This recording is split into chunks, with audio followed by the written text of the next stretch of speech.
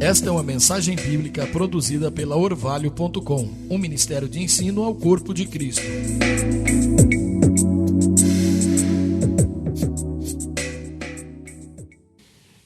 Abra sua Bíblia, por favor, na primeira epístola de Pedro, no capítulo 5. 1 de Pedro, capítulo 5. Nós vamos ler juntos os versículos 5 e 6. Versículos 5 e 6. Se alguém perto de você estiver sem Bíblia, deixa ele acompanhar aí contigo.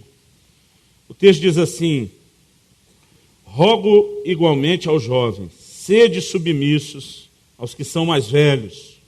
Outros sim, no trato de uns com os outros, cingi-vos todos de humildade. A palavra cingir significa vestir.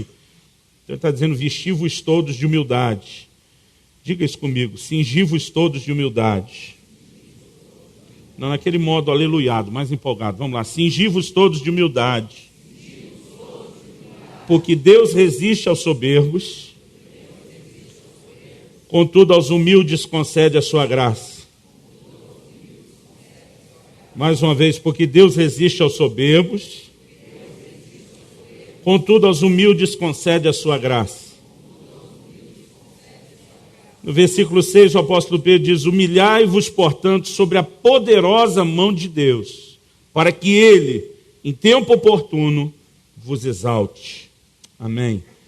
Senhor Jesus, nós pedimos mais uma vez Tua graça, Tua ajuda, o Teu auxílio, para que possamos, Senhor, ir além de uma mera argumentação mental, no nível da razão ou do intelecto. Nós queremos compreender, Senhor, a Tua palavra, os valores da Tua palavra, e queremos receber, ó Deus, a Tua palavra com entendimento espiritual, com compreensão, ó Deus, que vem do alto, com revelação. Nós oramos não apenas pela compreensão dos princípios da Tua palavra, mas nós oramos pelo Teu toque, pelo Teu trato nas nossas vidas. E pedimos, Senhor, que o Senhor, de fato, possa cumprir o Seu propósito nas nossas vidas, nessa hora, nesse tempo, em nome de Jesus.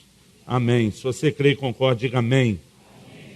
Querido, eu quero compartilhar com você algo que Deus tem falado ao meu coração já há um bom tempo, né? Desde o ano passado, Deus começou a mexer mais forte sobre esse assunto comigo.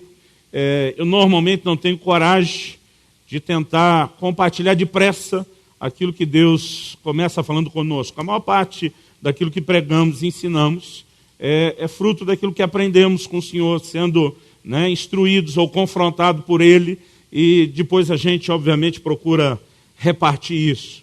E eu tive uma experiência, assim, que foi bem inusitada.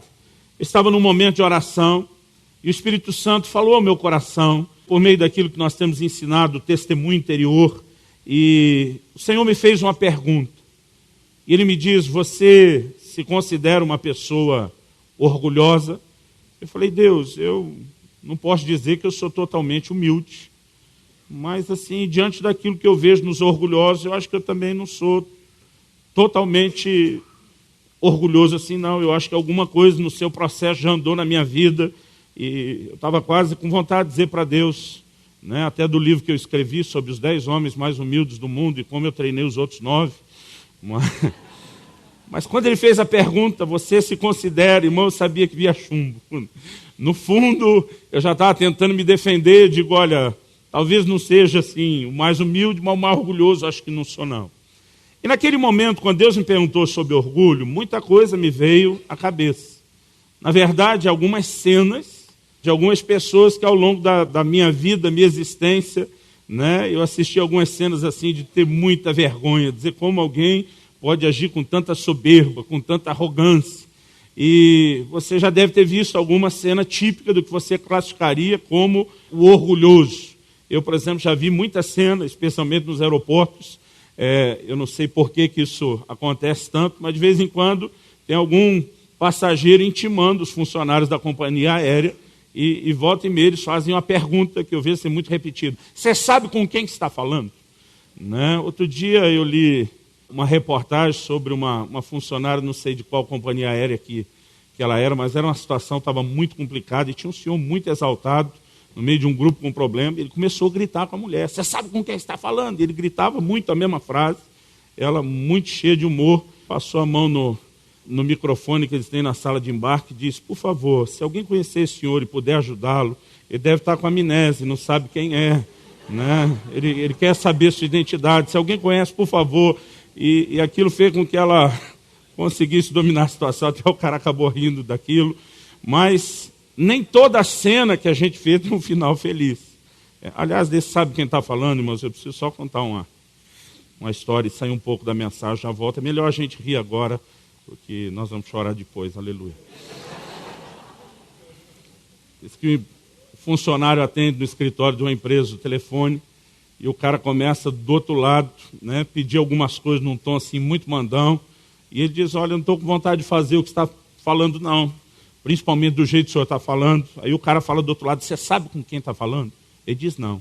Ele diz: aqui é o vice-presidente da empresa. Aí o funcionário do lado de cá diz: e o senhor sabe com quem está falando? Ele diz: não. Ele diz: graças a Deus, desliga o telefone.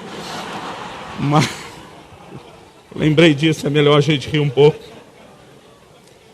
Mas nesse momento que Deus perguntou sobre essa questão do orgulho, eu me lembrei de muitas cenas que eu já vi ao longo da minha vida, da caminhada, e normalmente a gente rotula algumas pessoas ou algumas atitudes, né, dizendo: isso é o orgulho encarnado, isso é o orgulho em pessoa, né, a soberba, a arrogância vieram morar tudo junto aí, sem pagar aluguel provavelmente. E essa maneira que nós temos de classificar alguns como orgulhosos ou arrogantes por causa de algumas atitudes extremas, às vezes faz com que a gente imediatamente não se sinta parte desse grupo, porque afinal de contas, quando nós estamos botando esse rótulo em algumas pessoas, é porque dentro da gente nós já estamos justificando: eu nunca faria uma coisa dessa.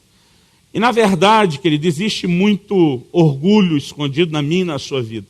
Naquele momento, quando Deus perguntou se eu era uma pessoa orgulhosa, eu falei que eu achava que não era muito. E Deus começou a falar comigo sobre algumas questões que eu quero chamar hoje de as faces do orgulho. Ele tem algumas caras diferentes. E eu quero te ajudar a entender um pouco dessas faces do orgulho, querido, porque essa estrutura de orgulho ela tem que ser destruída da nossa vida, né? E nós não vamos conseguir destruir essa estrutura sem conseguir mapeá-la primeiro, sem conseguir enxergá-la primeiro, porque o que o apóstolo Pedro está falando é muito sério. Ele diz: Deus resiste ao soberbo, mas dá graça aos humildes. Quantos querem a graça de Deus? Amém? A graça de Deus é atraída, querido, na vida de alguém que anda em humildade, né? O Senhor Jesus nos mostrou que nós temos que aprender isso com Ele. Ele diz: aprendei de mim, que sou manso e humilde de coração. Isso é uma característica que Deus quer que seja reproduzida na minha e na sua vida, e nós temos que aprender isso com o Senhor. Agora, a Bíblia diz que se por um lado a graça sobre os humildes, o soberbo, o orgulhoso vai ser resistido. E muitos de nós, querido, temos deixado de algumas áreas da nossa vida experimentar o favor de Deus por conta da nossa atitude de orgulho. E isso muitas vezes está ali tão mascarado que a gente sequer consegue ler ou enxergar essa atitude como sendo uma atitude de orgulho. Alguém diz que o orgulho é algo parecido com o mau hálito. Diz que quem tem não percebe, mas todo mundo está perto, né, reconhece. Talvez você possa dar uma sondada, né, nas pessoas à sua volta e dizer: como que vocês leem o meu comportamento? Como que vocês leem essas minhas atitudes? Mas eu acredito que uma boa forma de enxergar o que está dentro de nós, não é nem tentar enxergar sozinho, nem só pedir ajuda aos que estão próximos, mas é talvez fazer aquela oração do salmista: sonda-me, ó Deus, e conhece o meu coração.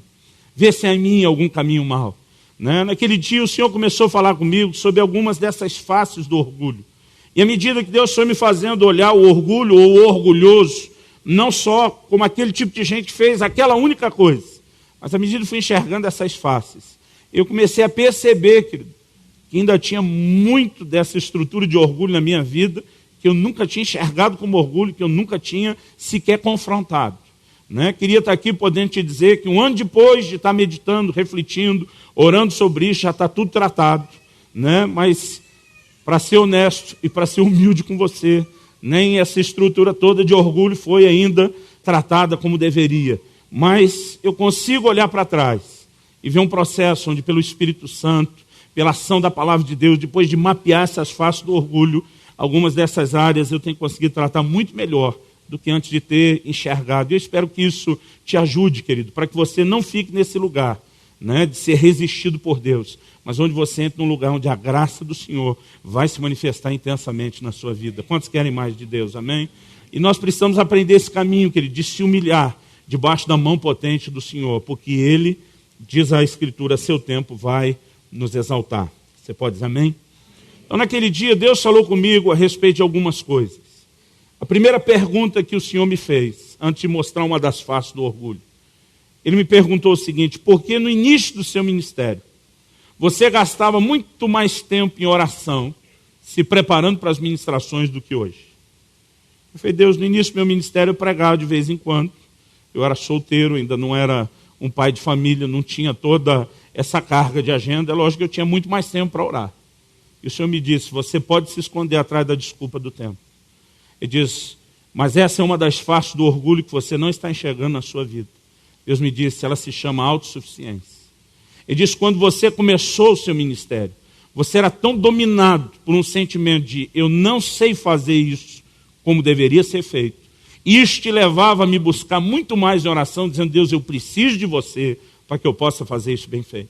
Deus me disse, depois de mais de 20 anos de experiência, você acredita que já sabe fazer isso tão bem, que você já não sente que precisa tanto de mim como no início. Irmão, eu queria dizer para Deus que Ele está errado, mas Ele nunca erra. Ele está sempre certo. Vira para o irmão ao seu lado e fala: Deus está sempre certo. Fala para o irmão ao seu lado: você nunca vai ganhar uma discussão com Ele. Naquele momento eu comecei a enxergar, querido, que o que tinha diversas outras desculpas na minha vida era, na verdade, uma das faces do orgulho que eu nunca tinha enxergado como orgulho. Eu vou falar sobre cada uma dessas coisas. A segunda, o Senhor me fez uma pergunta a respeito da interação com outras pessoas em ministério. E Deus me perguntou se, mesmo sabendo trabalhar em parceria com tanta gente, se eu entendia o quanto eu precisava de todo mundo, né, de todas as pessoas. Eu falei: Deus, de algumas eu não preciso não. E o Senhor falou para mim: essa é uma outra face do orgulho, é a independência. Deus nos criou, querido, para que nós possamos viver não numa atitude de dependência das pessoas, mas de interdependência. Uma atitude completa de independência, ela é uma das faces do orgulho, e Deus começou a mostrar isso na minha vida. Terceiro lugar, Deus falou comigo sobre os sentimentos que muitos de nós temos de justiça própria. Quando a gente começa a se orgulhar, né, daquilo que a gente fez em Deus, do que construiu, do como nós deixamos, né, de pecar, quando a gente começa a se comparar e se medir com outros, numa atitude onde a gente tem a capacidade enorme de criticar os outros e elogiar nós mesmos, Deus começou a me mostrar que a justiça própria é uma das faces do orgulho. A quarta coisa que Deus falou comigo foi a respeito, né, do que a Bíblia define como vanglória. Quando nós deixamos de dar a Deus glória e começamos a achar que nós somos alguma coisa, isso se transforma numa atitude de vanglória. Em último lugar, Deus começou a falar comigo sobre o sentimento que muitas vezes nós temos. Na verdade, eu acredito que todo mundo, no fundo, acha. Se todo mundo fosse como ele, o mundo seria bem melhor. Na verdade, a maioria de nós acha que tem o melhor temperamento. A maioria de nós acha que tem sempre a melhor opinião, né? E, consciente ou inconsciente, essa coisa de se achar melhor, ou de se sentir sempre o padrão e a referência, também é uma das faces do orgulho. E eu quero tentar, querido, da forma mais rápida que eu conseguir, mexer um pouco nessas 5 características. Não quero limitar o orgulho só nisso, mas foram as áreas onde Deus, com muita clareza, começou a me confrontar. A primeira delas, que eu mencionei sobre a autossuficiência, tem a ver com essa questão de como eu deixei de estar buscando em Deus manter aquela atitude de dependência que existia no início. E eu acredito, querido, que todos nós precisamos ter uma alma sarada, precisamos encontrar um lugar de uma confiança e uma segurança interior muito, muito bem firmado e fortalecido no Senhor, em relação à nossa identidade, ao nosso chamado. Mas a nossa responsabilidade, querido, não é crer na gente. Para qualquer coisa que Deus nos chama a fazer, principalmente crer no Senhor e naquilo que Ele vai fazer na nossa vida e através de nós. Nós podemos sair de um extremo, né, de uma autoimagem completamente desequilibrada, para uma onde a gente firmou isso também, até mesmo com arrogância. E naquele momento, Deus começou a me fazer pensar acerca de algumas coisas. Eu quero que você abra sua Bíblia comigo, em Tiago, no capítulo 4, no versículo 6. Eu não vim aqui, querido, te apontar o dedo, mas eu espero que ao compartilhar o confronto de Deus comigo, que a carapuça sirva e possa te ajudar também. Tiago, capítulo 4, eu quero ler do versículo 6 até o 10, diz assim: antes, ele dá maior graça, está falando de Deus, pelo que diz, Deus resiste aos soberbos, mas dá graça aos humildes. Aqui Tiago, assim como Pedro, está citando um texto, uma porção do Velho Testamento, onde ele diz, Deus resiste aos soberbos, mas dá graça aos humildes. Então ele diz assim no versículo 7, sujeitai-vos, portanto, a Deus, mas resisti ao diabo, e ele fugirá de vós. O que é essa sujeição a Deus e essa resistência ao diabo? Vamos ler do versículo 8 até o 10. E diz assim, chegai-vos a Deus, e ele se chegará a vós. Purificai as mãos, pecadores, e vós que sois de ânimo dobre, limpai o coração. Afligi-vos, lamentai e chorai. Converta-se o vosso riso em pranto e a vossa alegria em tristeza. E humilhai-vos na presença do Senhor, e ele vos exaltará. Querido, a gente precisa entender o que a Bíblia está dizendo aqui. Quando diz sujeitai-vos a Deus e resistir ao diabo. O contexto aqui é sobre humildade e orgulho. A Bíblia está dizendo, Deus resiste ao soberbo, mas dá graça aos humildes. Termina dizendo, humilhai-vos debaixo da mão, do Senhor. Então, nós precisamos entender, quando ele fala sobre sujeitar a Deus e resistir ao diabo, ele está falando isso dentro de um contexto, é lógico que é uma aplicação genérica, mas ele introduz isso dentro do contexto do assunto de humildade e orgulho. Irmão, quem é o diabo? É o camarada que deu início ao pecado do orgulho. Quando você lê tanto Isaías 14 como Ezequiel 28, que falam da queda de Satanás, você vê ele ostentando, eu subirei acima das estrelas de Deus, uma referência aos outros anjos, me assentarei no trono do próprio Deus. O grande pecado de Satanás foi o orgulho, é por isso que em 1 Timóteo 3, o apóstolo Paulo ele escreve a respeito de quem pode ser estabelecido como um presbítero, como um bispo, e ele começa a dar qualificações, traços de caráter, mas uma das coisas que ele menciona é que não seja neófito. 1 Timóteo 3, eu não me lembro se é o versículo 6 ou 7, se alguém puder conferir, produção, por favor me ajude com a referência, se alguém puder conferir isso, mas Paulo diz assim, que não seja neófito, a palavra neófito é novo na fé. Ele diz, por que nós não vamos colocar um novo na fé numa posição de autoridade de governo ministerial? Ele diz assim, para que não se ensoberbeça e incorra na condenação do diabo. Quer dizer, a condenação que fez Satanás ser lançado fora, profanado do monte de Deus, como diz a Escritura, foi o pecado de orgulho, a atitude do orgulho. E a Bíblia diz que o diabo quer tentar reproduzir, querido, nas nossas vidas, esse mesmo pecado. Então, produção, versículo 6, 1 Timóteo 3,6, muito obrigado. Irmãos, um dia vou ter um ponto desse, eu acho o máximo. Hoje eu acho que é uma das faces do orgulho, então eu vou esperar mais. Mas quando a Bíblia mostra que essa é a condenação do diabo, é o pecado que o lançou fora, eu creio que a palavra de Deus está dizendo assim, se sujeite a Deus.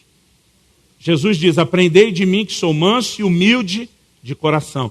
Essa minha sujeição a Deus não é só uma obediência aos seus mandamentos, mas é me sujeitar a essa natureza de Deus. Querida, a Bíblia mostra a maneira como Jesus viveu aqui, diz, tende em vós o mesmo sentimento que houve também em Cristo Jesus, o qual subsistindo na forma de Deus, diz Paulo lá em Filipenses 2, não teve por usurpação ser igual a Deus, mas humilhou-se a si mesmo, assumindo a forma de homem, e nessa condição, a Bíblia diz, experimentou morte de cruz. Nós precisamos nos sujeitar a essa natureza de Deus, onde não existe orgulho nem soberba. E precisamos resistir, querido, a toda a soberba que Satanás tenta produzir ou reproduzir nas nossas vidas. Irmão, nenhum de nós está isento disso. O apóstolo Paulo escreve em 2 Coríntios 12, ele diz lá o seguinte, para que eu não me ensoberbecesse, por causa da grandeza das minhas revelações. Ele está falando de ter sido arrebatado até o terceiro céu, ter visto e ouvido coisas indizíveis. E ele diz, para que eu não ficasse com a bola cheia demais por causa de tudo isso. Ele diz, me foi dado um espinho na carne. Diz, Deus me deu um espeto Para toda vez que o balão estiver cheio demais, ele dá uma cutucada. Né? Se um camarada, querido, como Paulo, o nível de maturidade em Deus que tinha alcançou, está dizendo, olha, para que eu não me soberbeça, isso significa que até mesmo as nossas experiências em Deus e uma vida profunda no Senhor pode ser motivo para que eu e você nos enchamos de orgulho. Eu acredito, querido, que nós precisamos ter muito cuidado, a ponto de entender que nós não podemos reproduzir essa atitude de autossuficiência. Você vai ver isso em muita gente na Bíblia. Um cara que me chama a atenção por uma atitude de autossuficiência é o rei Asa. No início do reinado dele, ele tem uma batalha e ele tem que enfrentar o exército etíope. Ele tem 300 mil homens de guerra em Judá, 280 mil homens de guerra em Benjamim. São ao todo 580 mil homens de guerra. Só que do lado de lá os etíopes estão vindo com 1.300.000 homens de guerra. Você consegue achar que essa batalha é parelha? De jeito nenhum. Mas Asa vai com atrevimento para essa guerra, clamando a Deus, invocando o nome do Senhor, dizendo a única razão para a gente enfrentar uma multidão grande como essa é porque os nossos olhos estão em Ti, nós confiamos no Senhor, e eles vão cheios de fé e confiança, e Deus dá uma vitória extraordinária, espetacular, poderosa para eles. Só que o tempo passa. Daqui a pouco, existe uma outra batalha que vai ser travada por Asa. E dessa vez, em vez de buscar o Senhor e confiar no Senhor, ele vai fazer aliança com alguns outros povos. Como quem disse, aqui a gente segura. Muitas vezes, querido, essa é a forma e a maneira como nós agimos na nossa vida. Nós deixamos de viver naquele lugar de profunda confiança em Deus, de dependência de Deus, de correr, né, atrás do Senhor, dizendo, eu preciso muito de você, do seu toque, da sua intervenção. E por alguma razão, querido, em algum momento, eu e você vamos lidando com as coisas como se a gente soubesse administrar e não precisasse tanto de Deus. Até que chega o momento do fim da vida de Asa. Se você quiser ler comigo, 2 Crônicas 16, versículo 12. Eu acho particularmente muito triste esse relato. 2 Crônicas 16, 12. A Bíblia diz que ele ficou enfermo no 39º ano do seu reinado. Caiu Asa doente dos pés. A Bíblia diz que sua doença era em extremo grave. A Bíblia diz, contudo, na sua enfermidade, não recorreu ao Senhor, mas confiou nos médicos. Irmãos, a Bíblia não traz nenhum ensino contrário à medicina. Eu creio que a cura é direito nosso, direito de expiação, de redenção que Jesus realizou. Eu creio que nós podemos exercitar fé e receber o toque e intervenção de cura. Nós temos procurado, né, não apenas viver isso de forma pessoal, ensinar, pregar, ministrar sobre a vida dos irmãos, mas eu não consigo ter essa mentalidade que um crente não pode buscar ajuda do médico, não pode tomar, né, nenhum tipo de remédio. Eu fico olhando para algumas coisas na Bíblia e eu percebo que algumas delas o próprio Deus, na sua sabedoria, deu. Né? A Bíblia, quando fala das árvores, diz que a fruta seria para alimento e a folha para remédio. Você vê Paulo se referindo a Lucas como médico amado. Ele não diz só que é um companheiro amado de viagem, ele diz é um médico amado. Na verdade, ele tinha um médico pessoal, né, dentro da equipe, cuidando dele, era muito agradecido. Ele chega a aconselhar Timóteo e diz, olha, não toma só água, por causa do seu estômago, dessa enfermidade, coloca um pouco de vinho, algumas questões que naturalmente nós podemos resolver. Agora, o problema de Asa não foi ter procurado os médicos, foi ter confiado neles e ter descartado Deus. Como quem diz, meus médicos resolvem isso e eu não preciso de você. E os médicos não puderam resolver. E ele havia afastado Deus de trazer qualquer nível de intervenção. Querido, muitas vezes, na caminhada com Deus sem perceber, nós vamos permitindo que algumas coisas mudem. De uma atitude de profunda dependência de Deus, nós passamos a entrar num lugar de autossuficiência. Eu acho que a gente precisa levar isso em conta, porque Deus fala com Israel a respeito do maná. Em Deuteronômio 8, Moisés diz assim, o teu Deus te humilhou, te fez ter fome e te ensinou a depender dele. Querido, algo que nós precisamos aprender é andar na dependência do Senhor. Você pode dizer amém? E muitas vezes nós não percebemos que a autossuficiência ela é uma faceta do orgulho. Eu separei a autossuficiência de independência, querido, porque na autossuficiência normalmente eu quero falar da nossa desconexão com Deus. E independência, os dois são muito parecidos, eu quero falar de como desconectamos das pessoas. Quando Deus me perguntou a respeito de reconhecer o valor de cada pessoa, que o Senhor vai colocando próximo de nós, Eu, no meu coração, questionei isso, como quem diz para Deus, tem gente que não vale muito a pena você manter por perto, que eles não vão fazer muita diferença, que eles não vão te acrescentar. Mas, na verdade, querido, eu acredito, quando a Bíblia diz sujeitai-vos uns aos outros, existe parte do depósito de Deus que Ele colocou na vida de cada um e que Ele pode transferir ao nosso coração através de cada pessoa. Eu acredito que nós precisamos aprender a ter um coração ensinável e não podemos, querido, nos isolar, nos desconectar. Provérbios 18:1 diz: o que vive isolado, que se isola, insurge-se contra a verdadeira sabedoria. A Bíblia diz: ele está buscando só o seu próprio interesse. Normalmente quem está se isolando, querido, ele quer levar em conta só o que é dele. Porque a aproximação envolve não apenas você deixar alguém te ajudar naquilo que é importante para você, mas envolve você também ter que ajudar as pessoas naquilo que é importante para elas. E Deus me fez lembrar de uma situação, eu já contei isso aqui em outra ministração, logo no início do meu ministério, quando morava ainda em Guarapuava. Eu lembro que no final de um culto nós tivemos um mover de Deus muito precioso. Depois de ter pregado, estava orando com os irmãos que vieram na frente, e começou a fluir aquele mover de Deus, os dons do Espírito. Eu comecei a dar palavra profética para um, palavra de conhecimento para outro. Em alguns casos eu ia só até a pessoa, falava com ela, em outros falava ali publicamente. E a gente estava ali naquele ambiente do mover de Deus. E de repente eu olho para uma irmã, uma senhora que estava assim, para o lado direito. E na hora que eu olho, que não sei se eu chamo aqui de uma visão ou um vislumbre, foi muito rápido. Mas eu levei um susto, porque para mim, né, não foi só uma imaginação, eu enxerguei aquilo como se literalmente estivesse acontecendo. Eu vi na mão daquela irmã uma corneta, uma pequena trombeta, não sei como chamar aquilo, de ouro. Eu vi que ela trazia aquilo à boca para tocar, e ao mesmo tempo que com a mão ela trazia a boca e ia soprar, com a outra ela tampava. E eu vi aquela cena e de repente sumiu a corneta, eu ficava olhando de novo, né? E o Senhor falou comigo: eu quero que você fale com ela a respeito do que você viu. Eu falei: Deus, eu não entendi nada do que eu vi. E o Espírito Santo falou no meu coração. Trombeta, corneta na Bíblia fala de proclamação. O Senhor disse: eu dei uma palavra profética para ela. Ao mesmo tempo que ela sabe que é e que tem que falar, ela está hesitante, ela não quer liberar e não quer entregar essa palavra. Então eu quero que você vá dizer isso para ela como uma confirmação. Porque ela acabou de orar dizendo que se você fosse falar para ela que ela tem uma palavra, que ela ia entregar. Aí eu desci, fui até onde ela estava. Falei: irmã, Deus me deu essa visão. Tinha uma outra senhora do lado dela ouvindo tudo, né? Ela ficou assim muito emocionada, virou para outra e falou: você é minha testemunha, que eu acabei de orar para que ele viesse. Ela falou: pastor, eu tenho uma palavra de Deus mesmo, e é para você. Eu pensei: lascou tudo. Agora o que quer que ela fale, eu já avalizei como de Deus, tem que receber. Eu falei: por que você não queria entregar? Ela falou: você é meu pastor, não queria chamar a sua atenção, mas Deus mandou chamar a sua atenção. E ela mexeu numa área que eu realmente vinha falhando.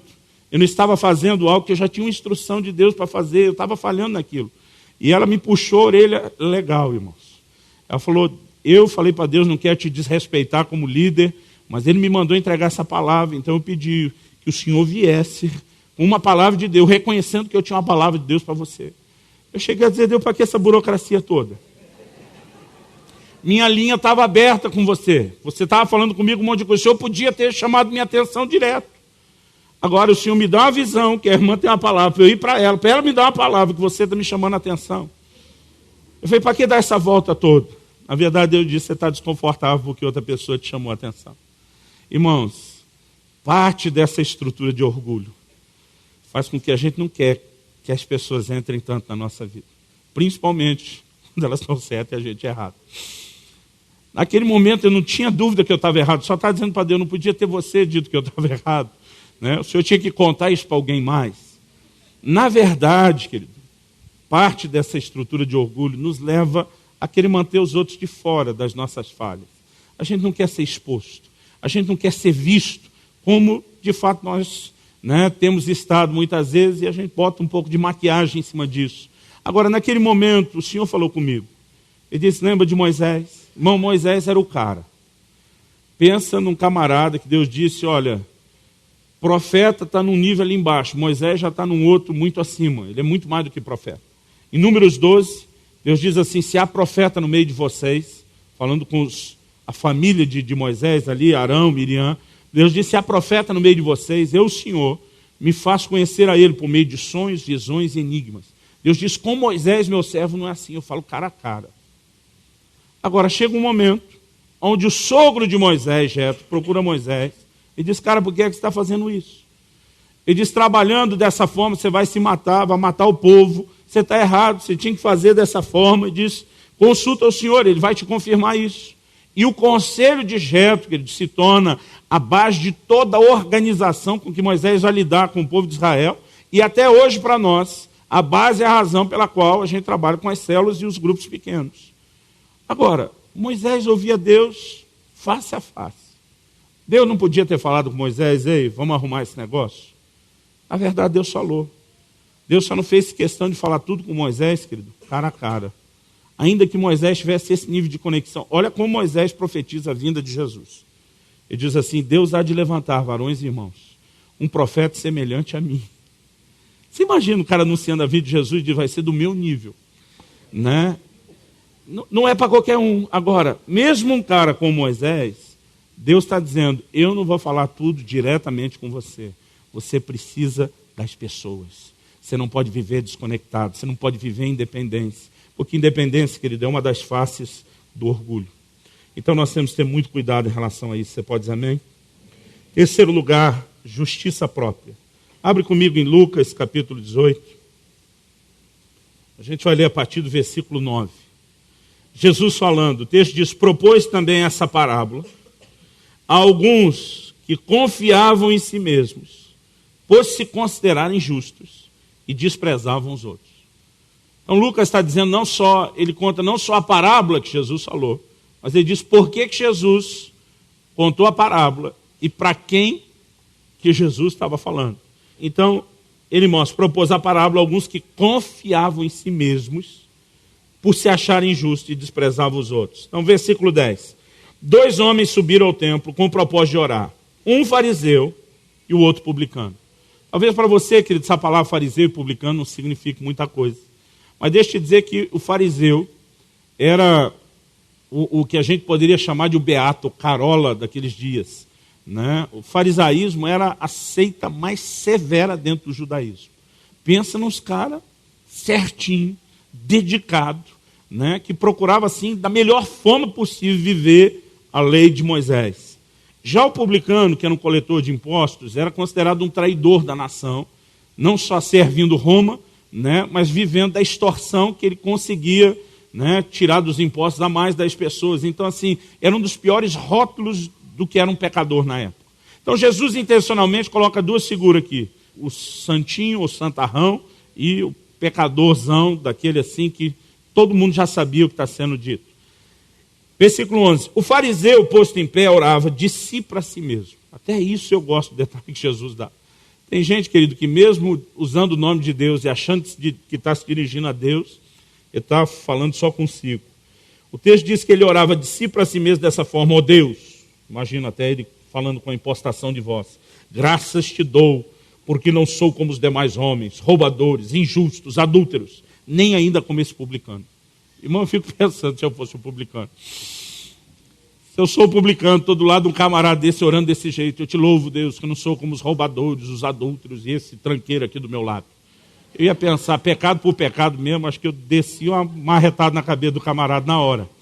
Né? E ele está ali realmente cheio de si, né? Ele continua, jejuo 2 vezes por semana, dou dízimo de tudo o que eu ganho. Versículo 13 assim, o publicano, estando em pé, longe, não ousava nem ainda levantar os olhos ao céu, mas batia no peito, dizendo, ó Deus, sê propício a mim, pecador. Tem misericórdia de mim, pecador. Olha o que Jesus disse.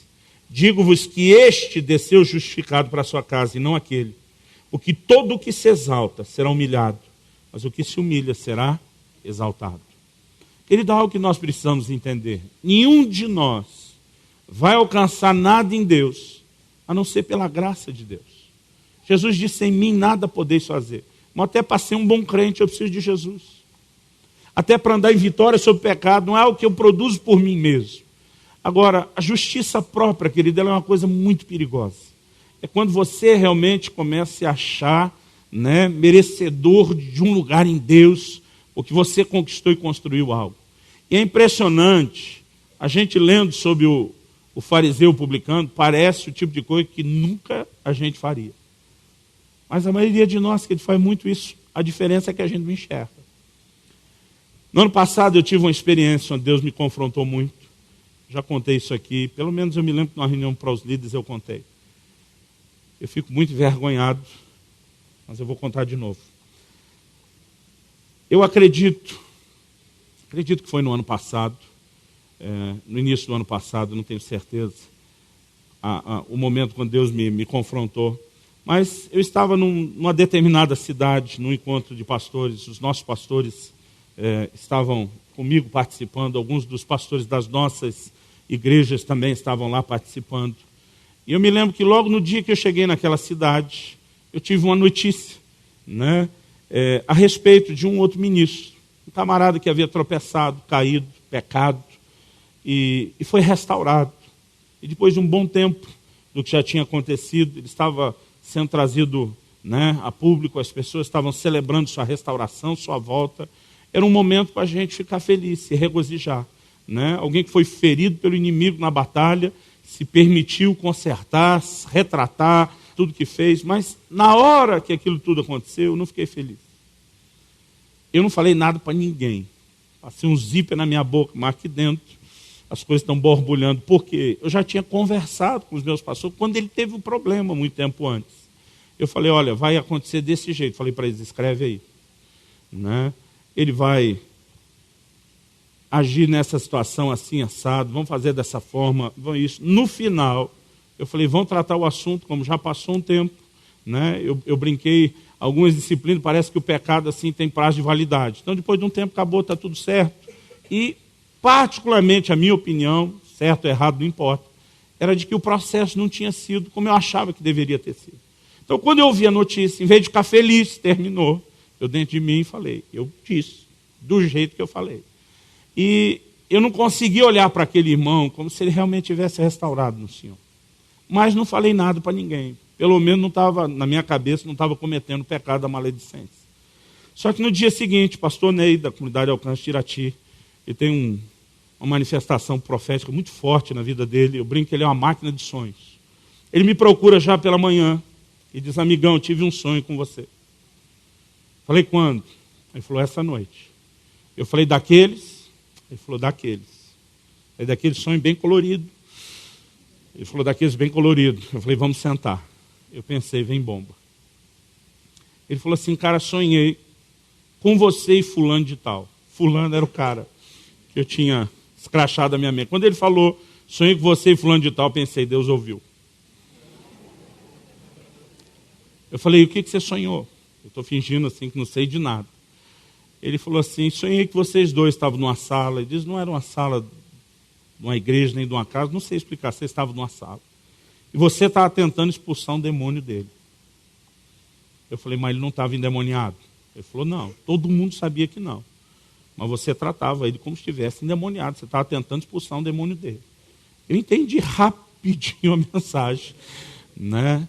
E ele disse assim, mas de repente entrou, ele falou, ele não se identificou assim, mas pela minha experiência, nos meus sonhos e visões, ele diz, eu entendi na hora que era um anjo de Deus, pelo porte, o semblante, a glória que ele tinha. Ele diz, quando entrou esse camarada na sala, ele estendeu a mão na direção de vocês dois. Ele disse, quando estendeu a mão na direção de vocês dois, ele falou, parece que vocês levaram um coice num cavalo, vocês foram jogados longe. Eu falei, essa é a história, esse é o momento que o fulano some da história e fico só eu. Ele olhou para mim e disse, como é que você sabe? Eu falei, parece que eu já sei para onde isso vai. Ele falou, o cara realmente sumiu nesse momento, fica só você. E ele me disse assim, quando você levanta, ele disse, você está envergonhado, porque quando você foi jogado daquele jeito e caiu, a sua roupa agora está suja, em um lugar ou outro rasgou, está desarrumado, você está ali tentando se arrumar, envergonhado com aquilo. Irmãos, na Bíblia, as roupas, de Gênesis a Apocalipse, fala da nossa condição diante de Deus. Quando a Bíblia fala de roupa suja e rasgada, pecado, não tem conversa. Quando ele diz que eu estou lá com a roupa suja, rasgada, preocupado, eu já sabia que vinha bomba para o meu lado. Ele disse assim, no momento que você estava daquele jeito, envergonhado por causa da sua roupa, ele diz, o anjo, ou quem quer que seja, aponta para você e fala para mim, ele é um homem de grande integridade. Mas quando ele usa a integridade na qual ele caminha como um escudo de justiça própria, para se achar melhor do que os outros. Ele se tornou um pecador, como qualquer outra pessoa. Irmão, penso num trem que doeu. Naquele momento Deus estava dizendo, quem é você para julgar o seu irmão dessa forma, para se achar melhor do que... Irmão, me diga onde que eu fui diferente do fariseu dessa parábola. E naquele momento o Senhor disse, quando você se esconde atrás de um escudo de justiça própria, você se tornou um pecador como qualquer outro. Foi um momento que eu me senti, irmão, farinha do mesmo saco com qualquer criatura da terra. E nós não podemos nunca deixar de perceber algo. Qualquer coisa que alcançamos em Deus, não foi por mérito nosso. É por causa da graça de Deus na nossa vida. Você pode dizer amém? Então, a Bíblia fala de pessoas que confiam em si. Nenhum de nós vai crescer em Deus, nenhum de nós vai conseguir romper com o pecado, andar em santidade, porque a gente é o cara. Mas por causa da graça de Deus na nossa vida. E nós não podemos nunca deixar de enxergar isso. Abre sua Bíblia comigo em 1 Coríntios 15, versículo 9 e 10. Paulo diz assim no 9, porque eu sou o menor dos apóstolos, que mesmo não sou digno de ser chamado apóstolo, pois persegui a igreja de Deus. Mas olha o que ele diz no 10. Mas, pela graça de Deus, sou o que sou. E a sua graça que me foi concedida não se tornou vã. Antes, trabalhei muito mais do que todos eles. Todavia, não eu, mas a graça de Deus comigo. Paulo diz, quando eu olho a minha história, eu tenho que reconhecer que eu sou o menor dos apóstolos, o mafulamba. Ele diz, eu nem merecia ser chamado apóstolo. Ele diz, eu sei que eu persegui a igreja. Ele diz, mas, pela graça de Deus, e tudo que nós somos, ele diz, pela graça de Deus eu sou o que sou, tudo que nós somos, é por causa da graça de Deus, você pode dizer amém? Paulo diz, pela graça de Deus eu trabalhei mais do que todos eles, os demais apóstolos dos quais Paulo se sentiu menor, eu não sou digno de ser chamado como eles. Irmãos, quando Paulo diz que trabalhou mais do que eles, tem gente que diz que você pode entender isso de duas formas. A primeira é que se tivesse um ranking de pontuação, tipo o ponto corrido da tabela do Campeonato Brasileiro, então Paulo está dizendo que ele está nas cabeças do score de pontuação ministerial, ele está lá por cima, primeiro lugar, talvez líder isolado. Aí talvez segundo lugar Pedro, terceiro João, não sei como seria essa tabela. A segunda forma de olhar para isso, que é a que eu entendo que Paulo está falando, não é só que ele trabalhou mais do que cada um deles, mas Paulo está dizendo, eu trabalhei mais do que todos eles juntos. Paulo está dizendo que você pode juntar os 12 apóstolos do Cordeiro e eles juntos não fizeram o que eu fiz sozinho. É só você olhar o livro de Atos e a história da igreja. Enquanto os 12 apóstolos do Cordeiro se dedicaram a evangelizar os judeus, não só em Israel, mas da dispersão, o apóstolo Paulo com a sua equipe, que ele evangelizou o resto do mundo, faça as contas. No entanto, Paulo não está dizendo eu sou melhor do que eles. Ele diz, eu nem merecia estar entre eles. E pela graça de Deus eu pude fazer até mais do que eles. É um momento onde a pessoa entende, nada do que eu estou fazendo é por causa de mim, mas é apesar de mim. E nós nunca podemos perder isso de vista. Não há lugar, querido, para a justiça própria. Isaías 64:6, Deus diz, as suas justiças para mim são como trapo de imundícia. Alguns comentaristas definem o trapo de imundícia como a bandagem que o leproso colocava sobre a sua pele, e no momento que ele tinha que trocar aquilo, irmão, aquilo tinha que ser queimado, não prestava para nada, além de muito nojento, era de alto contágio. Deus está dizendo, sua justiça própria, para mim é como trapo de imundícia. Nenhum de nós, querido, tem justiça alguma para apresentar diante de Deus. É por isso que nós aplicamos fé na justiça de Cristo que nos é imputada. Você pode dizer amém? E o diabo, querido, vai tentar nos arrastar por esse caminho de orgulho, que uma das faces é a justiça própria, até para nos fazer tentar negar a justiça imputada de Jesus. E nós não podemos permitir que isso aconteça ou que isso se desenvolva na nossa vida. Você pode dizer amém? Em quarto lugar, vanglória. Não dar a Deus glória, querido, é orgulho, é vanglória. Em 1 Coríntios 1, Paulo diz, olha, Deus escolheu os fracos para confundir os fortes. Deus escolheu as coisas loucas do mundo para confundir as sábias. Ele diz, no final do processo, Deus não quer ninguém se gloriando em si mesmo. Ele diz, mas como está escrito, aquele que se gloria, glorie-se no Senhor. Toda glória, querido, tem que ser transferida e dada a Deus.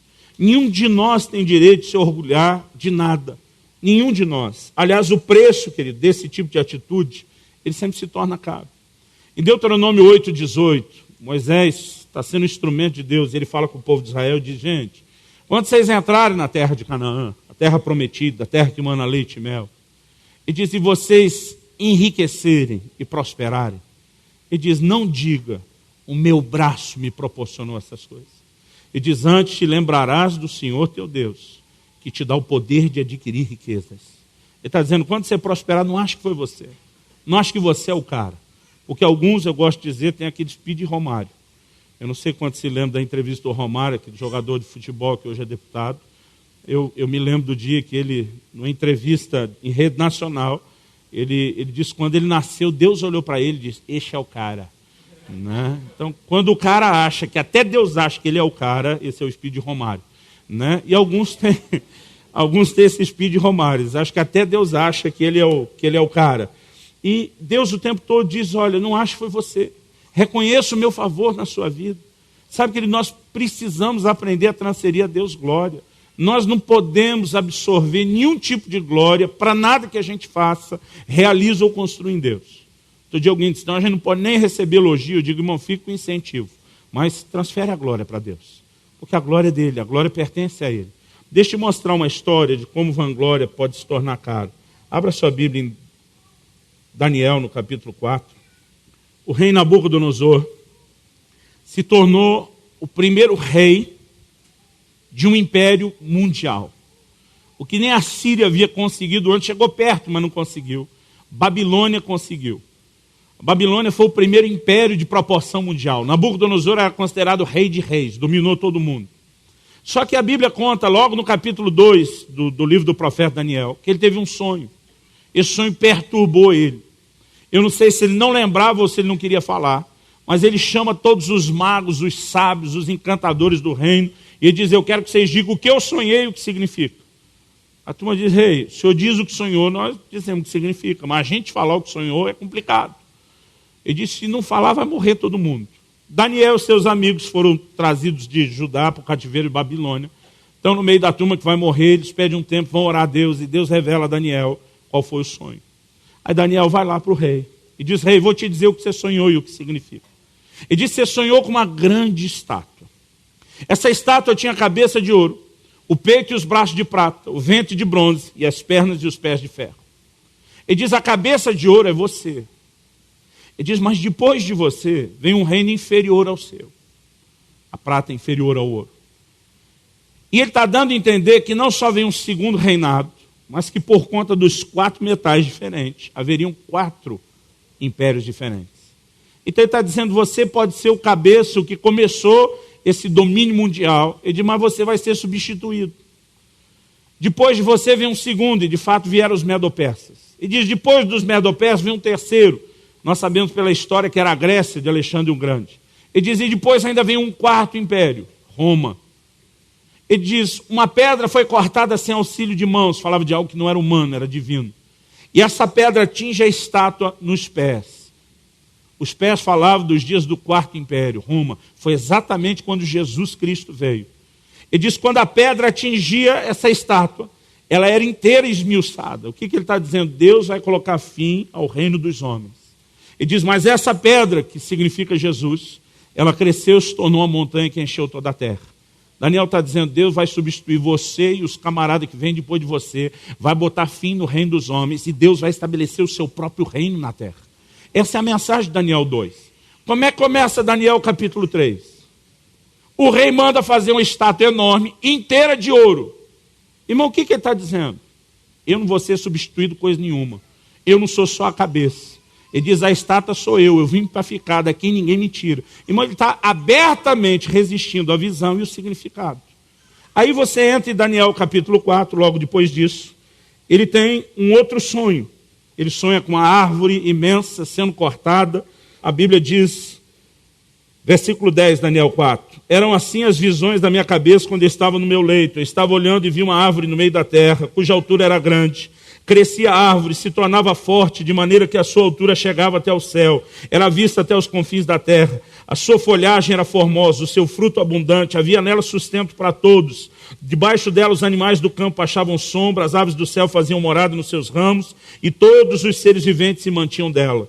No meu sonho, quando eu estava no meu leito, vi um vigilante, um santo que descia do céu.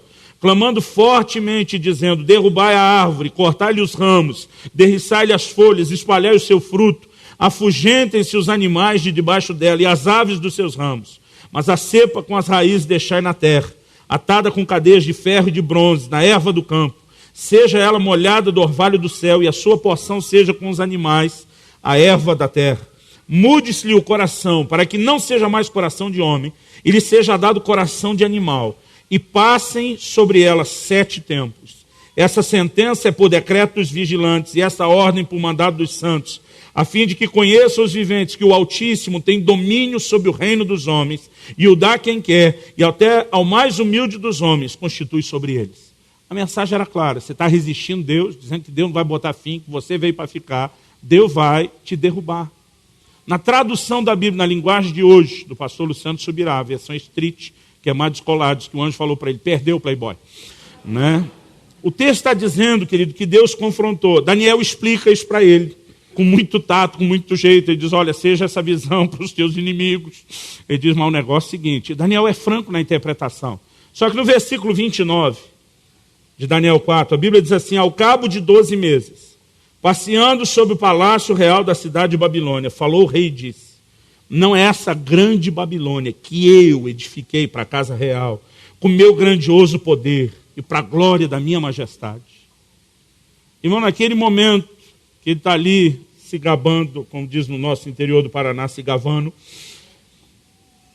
a Bíblia diz no 31, falava ainda o rei, quando desceu uma voz do céu: a ti se diz, ó rei Nabucodonosor, já passou de ti o reino, serás expulso de entre os homens, a sua morada será com os animais do campo, far-te-ão comer ervas como bois, passar-se-ão 7 tempos por cima de ti, até que aprendas que o Altíssimo tem domínio sobre o reino dos homens e o dá quem quer.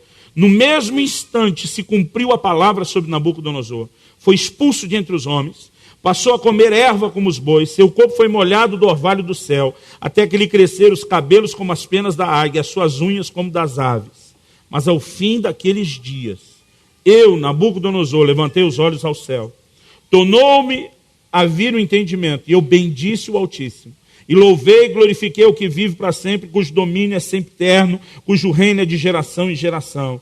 Todos os moradores da terra são por ele reputados em nada. Segundo a sua vontade, ele opera com o exército do céu. Naquele momento, né, versículo 37, diz: agora, pois eu, Nabucodonosor, louvo, exalto e glorifico ao Rei do céu, porque todas as suas obras são verdadeiras, e os seus caminhos justos. E olha como ele termina: e pode humilhar aos que andam na soberba. Querido, em Daniel, no capítulo 5, no versículo 20... quando já Nabucodonosor nem mais está lá, é seu filho Belsazar que está reinando, Daniel fala para o filho de Nabucodonosor e diz: quando o seu coração se elevou, falando de Nabucodonosor, e o seu espírito se tornou soberbo e arrogante, foi derrubado o seu trono real e passou dele a sua glória. Jesus disse, querido, que todo aquele que se exaltar será humilhado, mas todo aquele que se humilhar será exaltado. Querido, isso não é uma dica, não é uma sugestão, não é uma possibilidade, é uma lei espiritual. Se eu e você trilhamos o caminho do orgulho, e estamos buscando exaltação, promoção, né, vanglória, nós estamos provocando com essa decisão um caminho onde o próprio Deus vai nos levar a um lugar de humilhação. Agora, quando nós nos humilhamos debaixo da sua mão potente, a Bíblia diz: ele a seu tempo vai nos exaltar. Você olha um José que é vendido pelos seus irmãos, e ele chega lá, querido, na condição de escravo. Ele podia estar batendo o pé, dizendo: eu tenho promessa de Deus na minha vida, vocês não podem me tratar desse jeito. O que José fez? Se tornou o melhor escravo. Aí ele vai preso injustamente, se tornou o melhor preso. O que ele está fazendo, querido, o tempo todo? Ele decide se humilhar. E diz: Deus, é a sua mão que governa sobre tudo. Eu me coloco debaixo do seu governo. E a seu tempo ele foi exaltado tremendamente por Deus. Quando nós escolhemos esse caminho de vanglória, de orgulho, o que nos aguarda, que ele não vai ser nada bom. Nenhum de nós tem o direito de olhar para nada que fizemos ou construímos e nos orgulhar disso. A pastor Eibe sempre fala da diferença entre o humilde e o orgulhoso, falando de como cada um olha para o espelho e para a janela. Diz, quando pergunta ao orgulhoso a razão do seu sucesso, ele vai na frente do espelho. Isso sou eu. Eu sou o cara, né?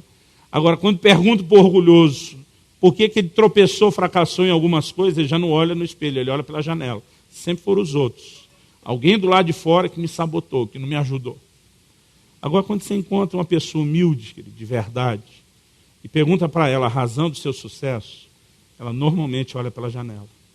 São os outros, são as pessoas que estão comigo. Mas quando você confronta ela e pergunta a razão de ter tropeçado e falhado, essa pessoa normalmente ela vai diante do espelho e diz, não, aí fui eu. Sabe, eu acredito que a gente precisa enxergar e se permitir ser trabalhado por Deus nessa área. Em último lugar, e para terminar, uma das faces do orgulho, querido, envolve fazer com que o orgulhoso ou soberbo se ache melhor do que os outros. Abre sua Bíblia comigo em Filipenses 2. Como eu disse antes, a maioria de nós acha que se todo mundo fosse como a gente, o mundo seria bem melhor. A nossa forma de ser, de viver, a nossa forma de fazer as coisas é sempre a melhor. Né? E se todo mundo fosse igualzinho a gente fica pensando que o mundo seria perfeito.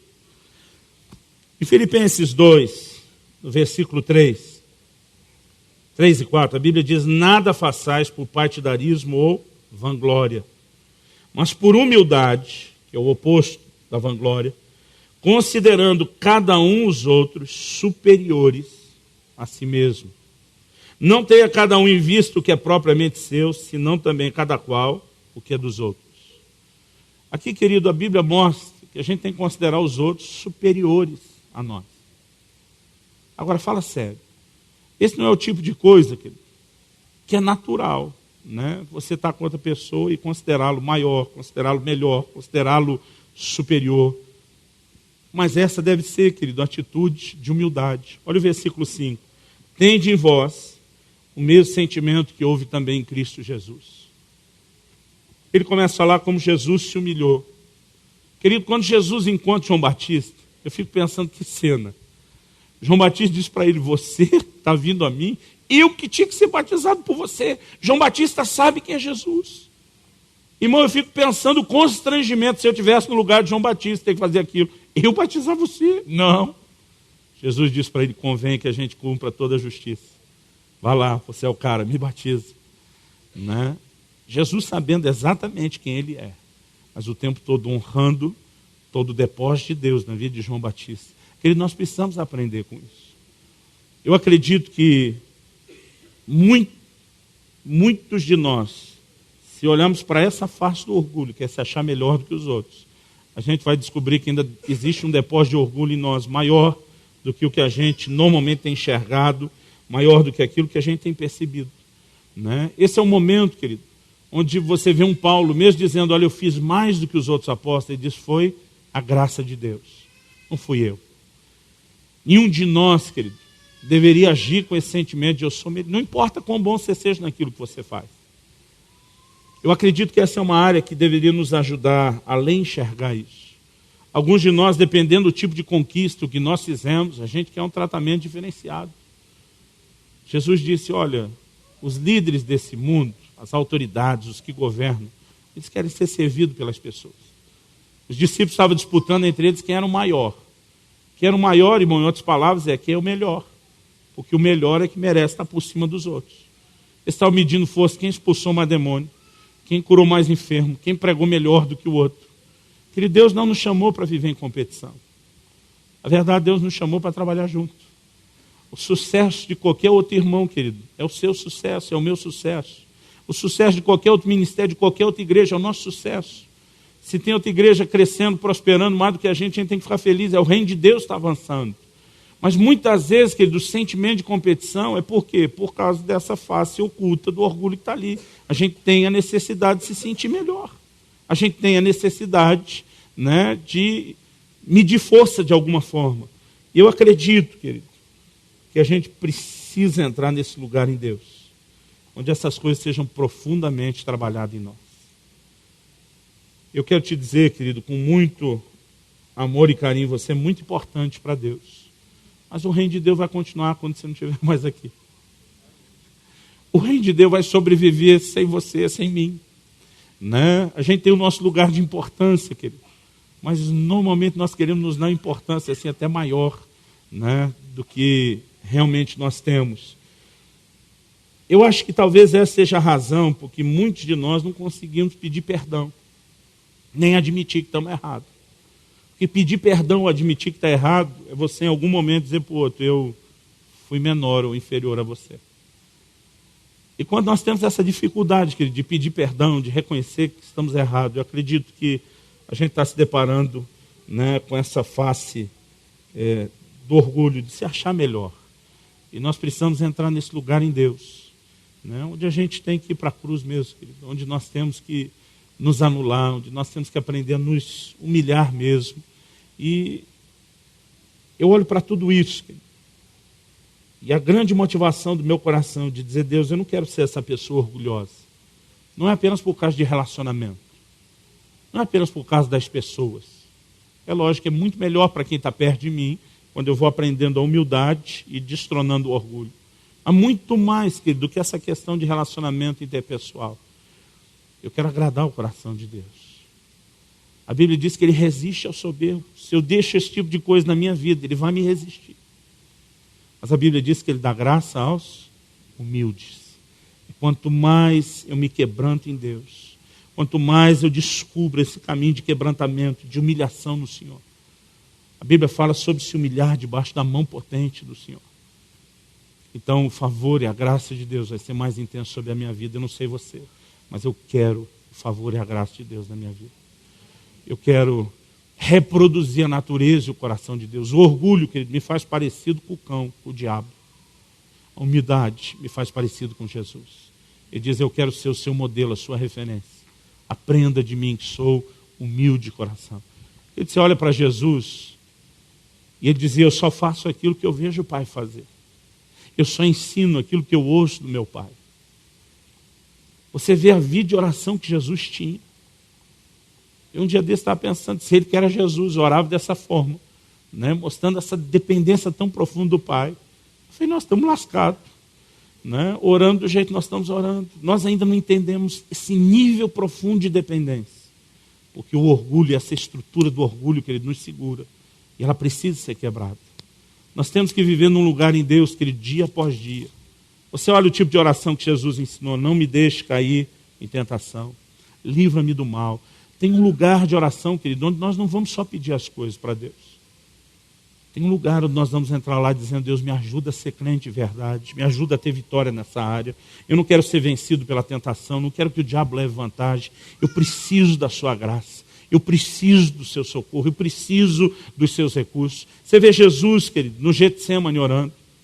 Ele está dizendo, seja feita não a minha, seja feita a sua vontade. Ele está se anulando, morrendo para si, dizendo, Deus, eu quero que você governe.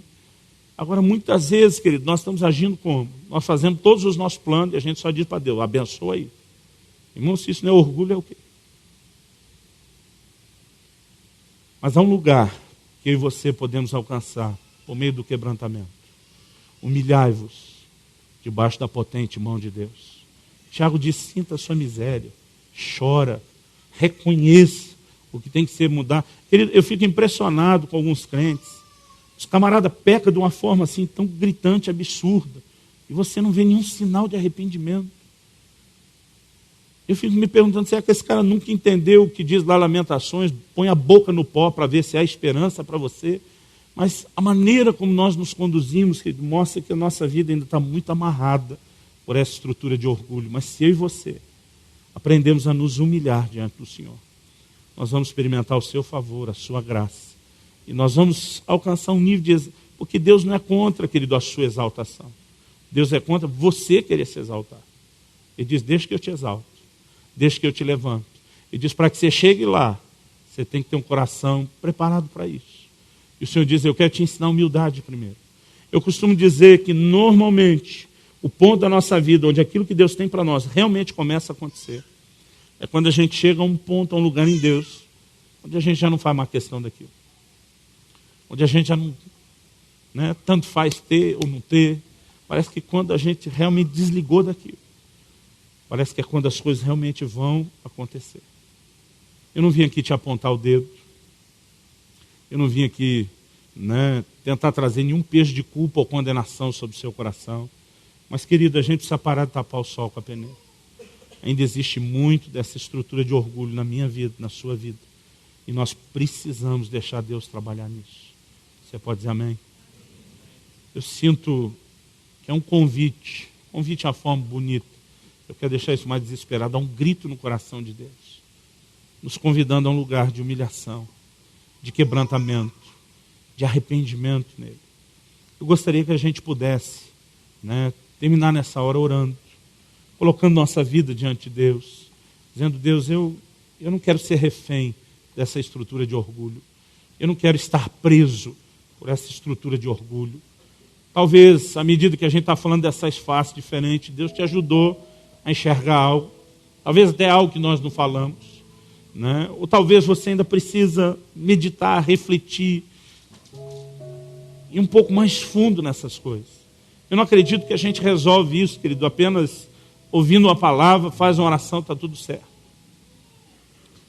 Eu não comecei a trabalhar isso na minha vida só no último ano, mas no último ano eu tive que dar muito mais atenção a isso.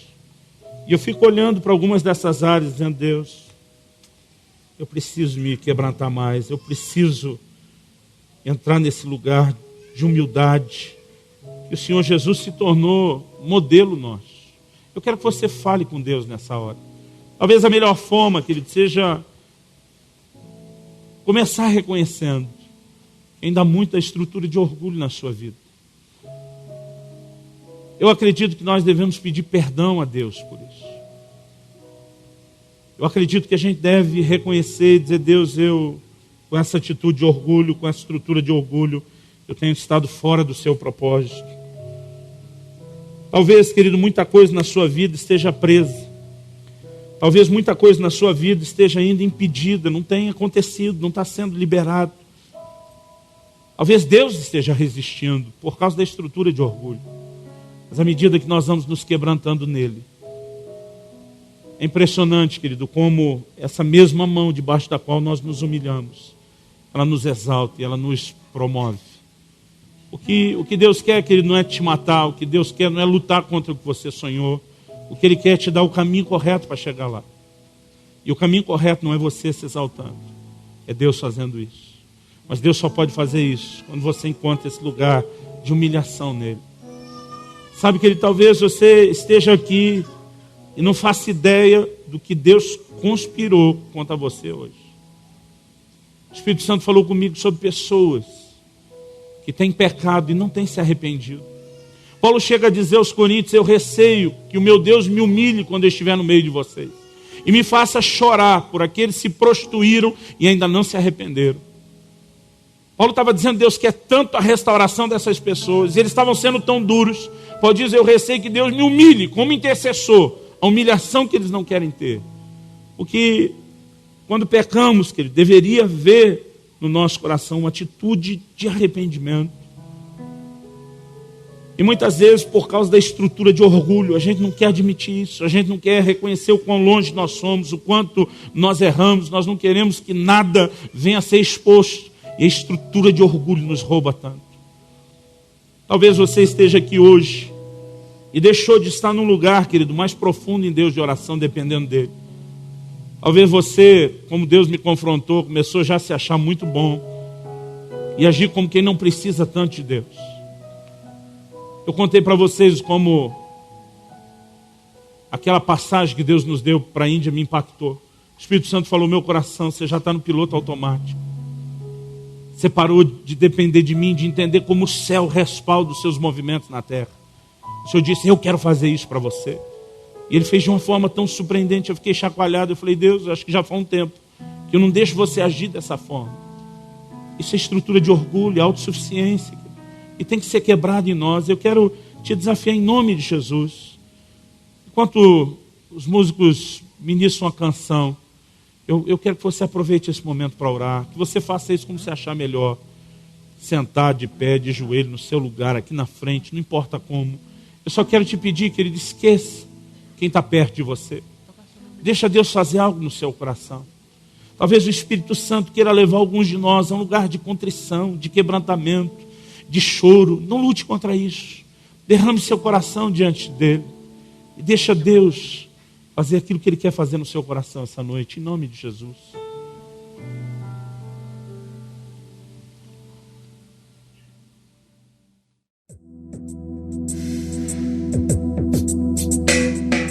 Para adquirir mensagens, livros e outros materiais do nosso ministério, ligue 41 3016 6588 ou acesse o nosso site www.orvalho.com.